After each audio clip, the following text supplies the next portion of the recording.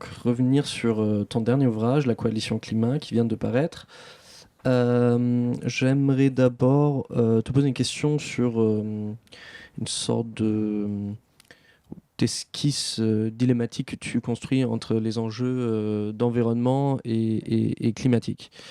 Donc, tu essayes de dresser les affinités et les différences entre ces deux questions et tu évoques notamment deux controverses, donc l'extraction du lithium et l'agrovoltaïsme, qui illustrent bien ces tensions entre, d'une part, voilà, la justice environnementale, donc on va lutter contre les effets polluants des mines, où on va, dans le cas de l'agrovoltaïsme, protéger la biodiversité. Et d'autre part, l'exigence de décarbonation juste, donc on a besoin du lithium pour les batteries, mais on a aussi besoin de réaffecter des terres à la production énergétique, donc on menace potentiellement la biodiversité.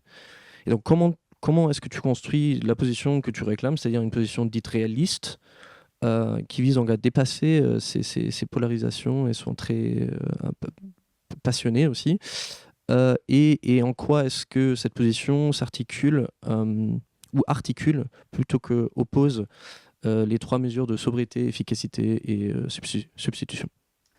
Alors, en effet, au cours de ma réflexion sur les questions, disons, de dépendance fossile, il m'est apparu progressivement que la question climatique avait un visage finalement assez différent de la question environnementale. Et c'est un paradoxe intéressant quand on fait de la philosophie. Alors, au fond, c'est quoi la philosophie? C'est faire des distinctions, hein, c'est ce qu'on apprend à l'école. Je pense que c'est une bonne définition de cette discipline. Et alors parfois on peut faire des distinctions triviales, parfois on est amené à faire des distinctions entre des choses dont on pouvait penser qu'en fait elles se ressemblaient beaucoup. Bon, là c'est le cas, je fais une distinction entre la question environnementale et la question climatique. Pourquoi? Vous savez, dans l'histoire de l'évolution, enfin disons, l'évolution récente des sociétés industrielles, il se trouve que celles, c'est typiquement le cas de la France, qui arrivent à faire des progrès en termes environnementaux, en fassent peu en termes climatiques. L'air aujourd'hui est beaucoup plus propre qu'il ne l'était il y a 30 ou 40 ans, l'eau est beaucoup plus propre qu'elle ne l'était il y a 30 ou 40 ans, ça c'est la qualité environnementale. Les gens sont mieux protégés contre tout un tas de maladies qu'ils ne l'étaient il y a 30 ou 40 ans. Ça ne veut pas dire que ça n'existe plus, hein, très très loin de là. Mais il y a une amélioration. Cette amélioration est le propre des pays les plus riches, et l'autre caractéristique des pays les plus riches, c'est aussi que ce sont des pays très émetteurs. Donc il y a une disjonction. En fait, la courbe de Kuznets environnementale, en quelque sorte, se confirme d'une certaine manière. Par contre, sur le plan environnemental, mais elle ne se confirme pas du tout sur le plan climatique, pour l'instant. Il se pourrait que ça arrive, mais pour l'instant, ce n'est pas le cas. Ça, c'est quand même une différence importante. Par ailleurs, il se trouve que la façon dont on a construit politiquement les questions environnementales, en fait, n'a pas grand-chose à voir avec la façon dont se construit la question climatique.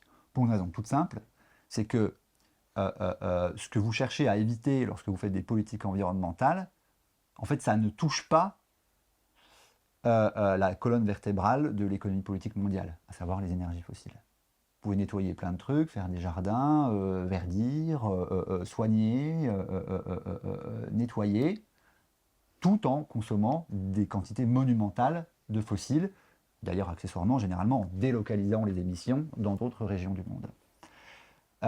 Je ne veux pas complètement assimiler les politiques environnementales à du NIMBY, mais quand même, il y en a beaucoup.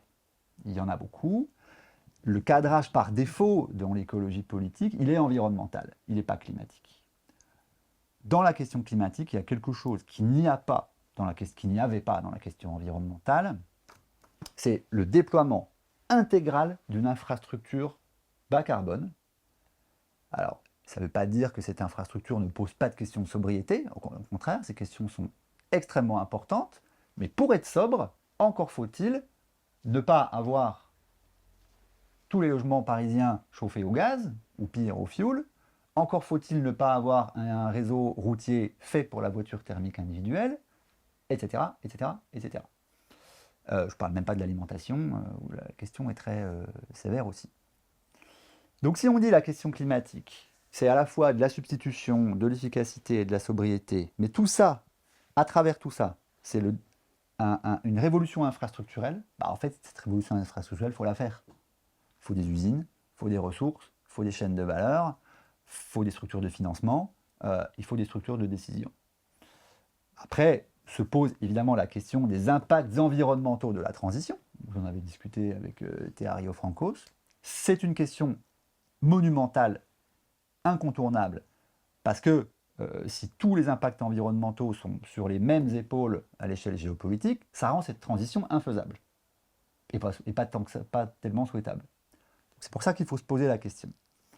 Et moi, tout ce que publie Théa sur ce sujet, pour moi, est vraiment la référence pour bien comprendre ces questions, bien meilleures, si je puis me permettre, que ce qu'on peut lire en France. Donc c'est ça la différence. C'est-à-dire qu'il y a de nouvelles technologies, de nouvelles infrastructures. Il se trouve que dans certains cas, ces technologies et ces infrastructures réapparaissent dans notre espace de visibilité. Donc c'est le cas du panneau solaire, de l'agrovoltaïque, évidemment de l'éolien, parce que les énergies renouvelables sont beaucoup moins concentrées que les énergies fossiles. Donc ça fait partie des choses à apprendre. Il faut réapprendre à voir fonctionner les infrastructures énergétiques autour de nous, qui avons quasiment oublié. On fait du push-button, ça marche. Ça, c'était l'ère fossile et nucléaire. Avec le renouvelable, c'est beaucoup moins le cas. Et c'est une bonne chose, ça permet de prendre conscience de l'impact physique de notre mode de vie. Je pense que ça fait partie de l'apprentissage. Néanmoins, ça suscite énormément de controverses et il se trouve que assez souvent, les environnementalistes se sont trouvés gênés par cette question-là. Donc une mine de fossiles, une usine de batteries, un déploiement massif de champs, d'éoliennes ou de choses comme ça. Effectivement, dans une stricte perspective environnementale, c'est pas terrible. Mais il y a des gains d'efficacité et surtout, il y a de la décarbonation. Et il n'existe pas de vecteur non technique de la résolution du problème climatique. Donc pour toutes ces raisons, il y a une... En fait, il n'y a pas, si on veut schématiser, climat et environnement ne sont pas deux sphères qui ne communiquent plus. Il y a plein de, ce que les gens aiment bien appeler aujourd'hui, les co-bénéfices. Les co-bénéfices principaux, on les trouve au niveau de la santé. On bouge mieux, on mange mieux, l'air est plus propre, etc. Mais donc ça, c'est très important de souligner les co-bénéfices. Mais en fait, c'est deux sphères qui se croisent, mais il y a aussi des frictions. Et je pense qu'il faut en parler. Je pense qu'il ne faut pas sous-estimer leur impact politique. La raison principale de la résistance sociale à la transition, en fait, c'est l'impact visuel des énergies renouvelables. C'est pas du tout trivial. C'est le coût d'entrée dans les énergies renouvelables aussi, les pompes à chaleur, les voitures électriques. Donc pour l'instant, ça peut apparaître comme étant des controverses un peu de niche, l'agrivoltaïsme, etc. Mais très très vite, vous allez voir que ça ne sera, là je peux faire une prédiction, ça ne sera plus du tout des controverses de niche, parce que ça va faire partie de l'économie politique, des structures de l'emploi, des politiques publiques. Et à moins de complètement délocaliser la charge transitionnelle sur les pays d'Amérique latine ou d'Asie du Sud, ce qui encore une fois n'est pas souhaitable, en fait on va la vivre vraiment comme un choc technologique important, donc il faut s'y préparer et il faut le théoriser aussi.